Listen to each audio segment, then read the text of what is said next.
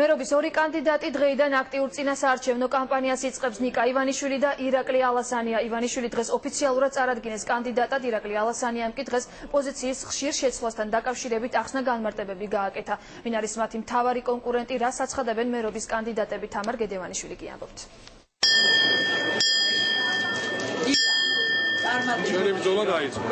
პარტიის სიმბოლო ზარი, სლოგანი კი თბილისი ჩემი სახლია. პარტია სახალხო დემოკრატები დღეს ოფიციალურად დაფუძნდა და მერობის კანდიდატად ნიკა ივანიშვილი დაასახელა. პოლიტიკური მოძრაობის ლიდერი მთავარ კონკურენტად მოქმედ მერს მიიჩნევს და საკუთარ კამპანიას უგულავას კრიტიკით იწყებს.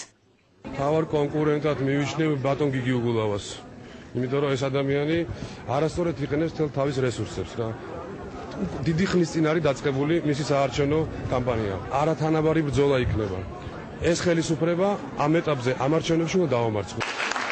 პირველი ტრიბუნასთან სიით მეხუთე ნომერი შოთა ხაბარელი ავიდა. ოლიმპიური ჩემპიონი და ძიუდოს ნაკრების ყოფილი მწვრთნელი სპორტული სკანდალის შემდეგ სათქმელს პოლიტიკაში იტყვის. ხაბარელთან ერთად პარტიის პირველ ათეულში მსახიობი ზაზა კოლელიშვილიცაა.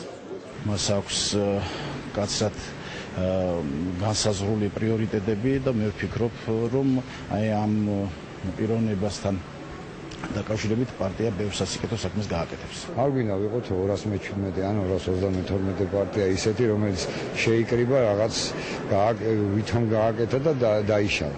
ჩვენ გვინდა ნამდვილად გავაკეთოთ ხალხთან ერთად. ჩემს სკოლის მასწავლებლებს ვხედავ ძალიან მიყვარხარ სულ. სკოლის პედაგოგები, მეგობრები, ოჯახის წევრები და საზოგადოებისთვის ცნობილი სახეები. პრეზენტაციას ნაწილი მეგობრობის ნიშნად, ზოგიც პოლიტიკური თანამოაზრეობის გამოსახატად დაესწრო.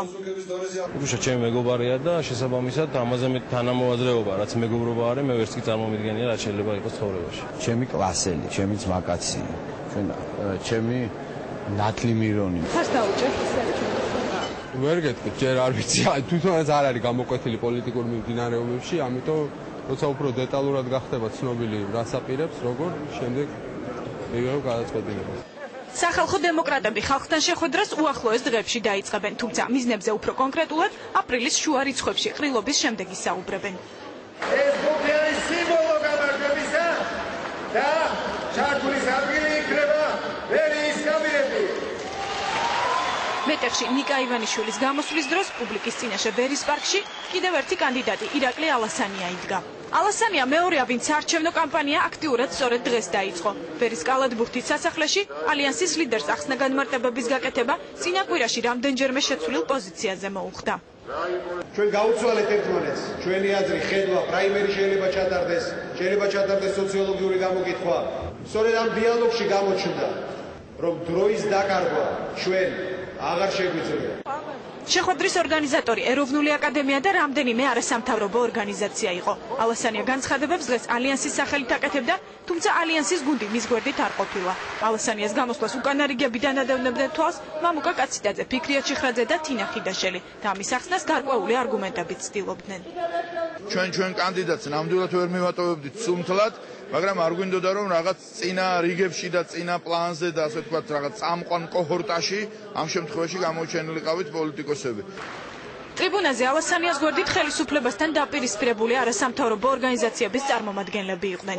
საზოგადოებას ერთად გომისკენ დაჩი ცაგურიამ და ჯაბა ჯიშკარიანმა მოუწოდეს. ჩვენ აუცილებლად გავიმარჯვებთ და მინდა ეს იცოდეს თქვენ და იცოდეს ყველა. ალასანია ამბობს, რომ მისი კარი ღია იმ ოპოზიციური პარტიებისთვის, ვინც მხარს მას დაუჭერს და ბრძოლაში ალიანსთან ერთად ჩაერთვება. მერობის კიდევ რამდენიმე კანდიდატი საარჩევნო კამპანიის დაწყებას უახლოეს დღეებში გეგმავს.